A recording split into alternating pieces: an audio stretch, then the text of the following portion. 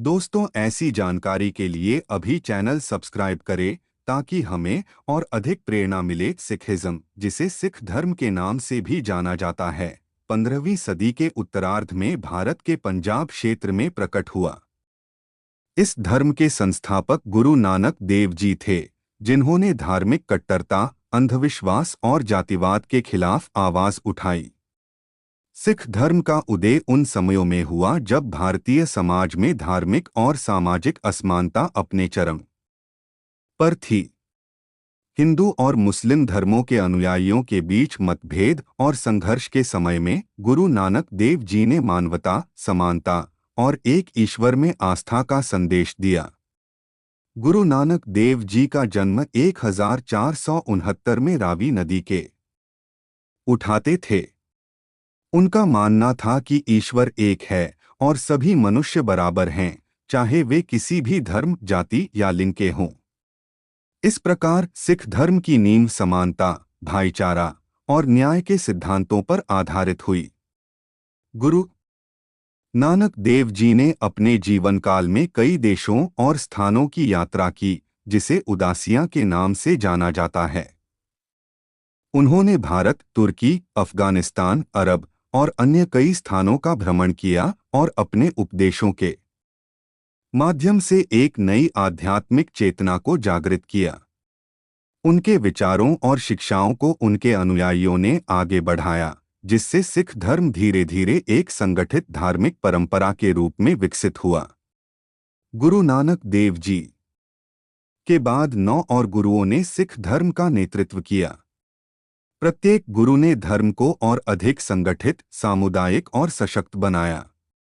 सिख धर्म के 10वें और अंतिम गुरु, गुरु गोबिंद सिंह जी ने 1699 में खालसा पंथ की स्थापना की, जिसने सिखों को सैन्य और आध्यात्मिक दोनों दृष्टिकोणों से सशक्त किया। खालसा का उद्देश्य अन्याय के खिलाफ लड़ाई करना और धार्मिक स्वतंत्रता की रक्षा करना था। सिख धर्म की पवित्र पुस्तक गुरु ग्रंथ साहिब सिख धर्म के गुरुओं और अन्य संतों की वाणियों का संकलन है। इसे सिख धर्म का अंतिम और शाश्वत गुरु माना जाता है। सिख धर्म ने धीरे धीरे भारत के पंजाब क्षेत्र में अपने अनुयायियों की संख्या में वृद्धि की और आज यह एक प्रमुख धर्म के रूप में पूरे विश्व में मान्यता प्राप्त कर चुका है। इस प्रकार सिख धर्म का उदय समाज में समानता, भाईचारा और मानवता के उच्चतम मूल्यों को स्थापित करने के लिए हुआ, जो आज भी इस धर्म के मूल सिद्धांत बने हुए हैं। सिख धर्म का विस्तार और विकास केवल एक धर्म के रूप में नहीं, बल्कि एक जीवन शैली और समाज को सुधारने वाले आंदोलन के रूप में हुआ। गुरु नानक देव जी के बाद आए 9 गुरुओं ने धर्म के विभिन्न पहलुओं को विस्तार दिया और समाज में विभिन्न सुधार लाए। आइए इन गुरुओं की शिक्षाओं और योगदानों पर ध्यान दें। गुरु अंगद देव जी 1504 से 1552, गुरु नानक देव जी के उत्तराधिकारी गुरु अंगद देव जी बने। उन्होंने सिख समुदाय में गुरुमुखी लिपि का विकास किया, जो सिख धर्म की पवित्र पुस्तकों की लिपि बनी। गुरुमुखी के माध्यम से उन्होंने सिखों को शिक्षा के प्रति प्रेरित किया और समाज में साक्षरता के महत्व को बढ़ाया। साथ ही उन्होंने गुरु नानक के संदेशों को समाज में और अधिक गहराई से फैलाया। गुरु अमरदास जी 1479 से 1574, गुरु अमरदास जी ने सिख धर्म में कई सुधार किए, जिनमें सबसे महत्वपूर्ण था लंगर, सामूहिक भोजन सेवा की परंपरा को संगठित और विस्तृत करना। लंगर के माध्यम से उन्होंने जाति, धर्म और सामाजिक स्तर के भेदभाव को समाप्त करने की कोशिश की। उन्होंने महिलाओं के अधिकारों की वकालत की और सती प्रथा, पर्दा प्रथा जैसी कुप्रथाओं के खिलाफ आवाज उठाई। उन्होंने समाज में महिलाओं की समानता पर जोर दिया।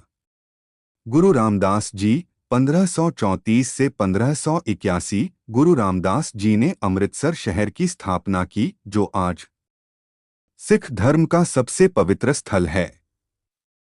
उन्होंने हरमंदिर साहिब स्वर्ण मंदिर की नींव रखी, जो आज सिख धर्म का सबसे महत्वपूर्ण धार्मिक स्थल है। उनके नेतृत्व में सिख समुदाय ने और अधिक संगठित और सशक्त रूप लिया।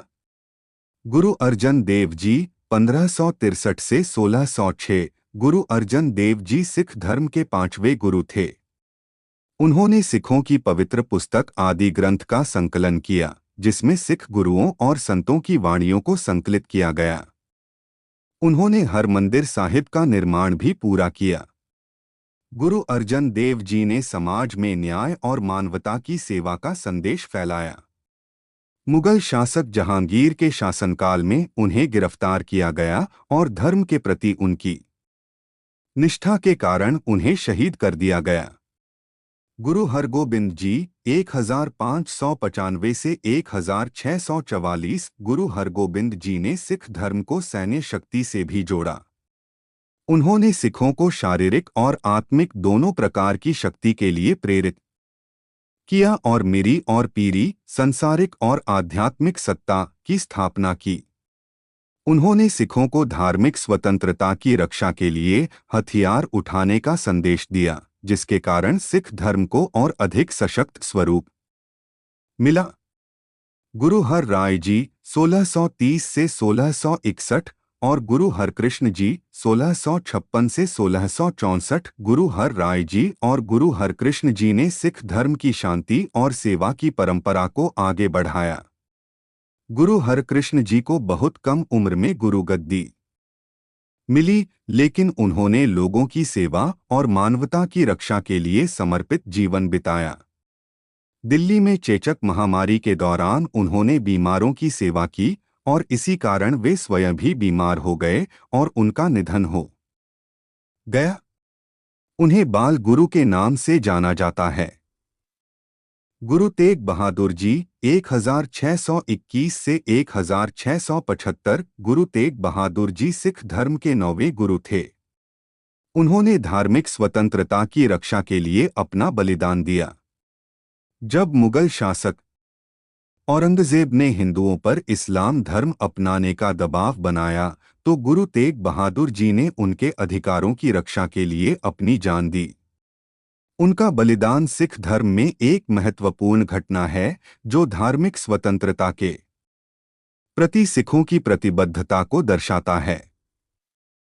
गुरु गोबिंद सिंह जी 1666 से 1708। गुरु गोबिंद सिंह जी सिख धर्म के 10वें और अंतिम मानव गुरु थे। उन्होंने 1699 में खालसा पंथ की स्थापना की, जो सिख धर्म के अनुयायियों के लिए धार्मिक और सैन्य दोनों रूपों में सशक्त होने का प्रतीक था। खालसा पंथ की स्थापना का उद्देश्य सिखों को अन्याय के खिलाफ लड़ने और धार्मिक स्वतंत्रता की रक्षा के लिए तैयार करना था। गुरु गोबिंद सिंह जी ने सिखों को 5 ककार, केस, कड़ा, कच्छा, किरपाण और कंघा धारण करने की परंपरा दी, जो खालसा की पहचान का प्रतीक है। गुरु गोबिंद सिंह जी ने यह घोषणा की कि उनके बाद कोई मानव गुरु नहीं होगा, बल्कि सिख धर्म का मार्गदर्शन गुरु ग्रंथ साहिब के माध्यम से होगा।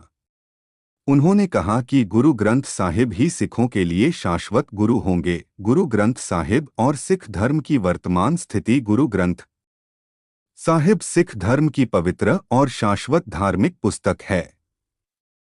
इसमें सिख गुरुओं और संतों की शिक्षाएं शामिल हैं, जो मानवता, समानता और सेवा के मूल सिद्धांतों को दर्शाती हैं। सिख धर्म आज दुनिया भर में फैला हुआ है, खासकर पंजाब, भारत और विश्व के कई अन्य हिस्सों में। सिख धर्म के अनुयायी धार्मिक और सामाजिक सेवा में समर्पित होते हैं, जिसमें लंगर सेवा, आपदा प्रबंधन और जरूरतमंदों की मदद करना शामिल है। दुनिया भर में सिख समुदाय अपने परोपकारी कार्यों और मानवता की सेवा के लिए जाना जाता है। सिख धर्म का संदेश आज भी उतना ही प्रासंगिक है जितना गुरु नानक देव जी के समय था। यह धर्म हमें समानता, सेवा और धार्मिक सहिष्णुता की शिक्षा देता है, जो एक बेहतर समाज और दुनिया के निर्माण में सहायक सिद्ध होता है।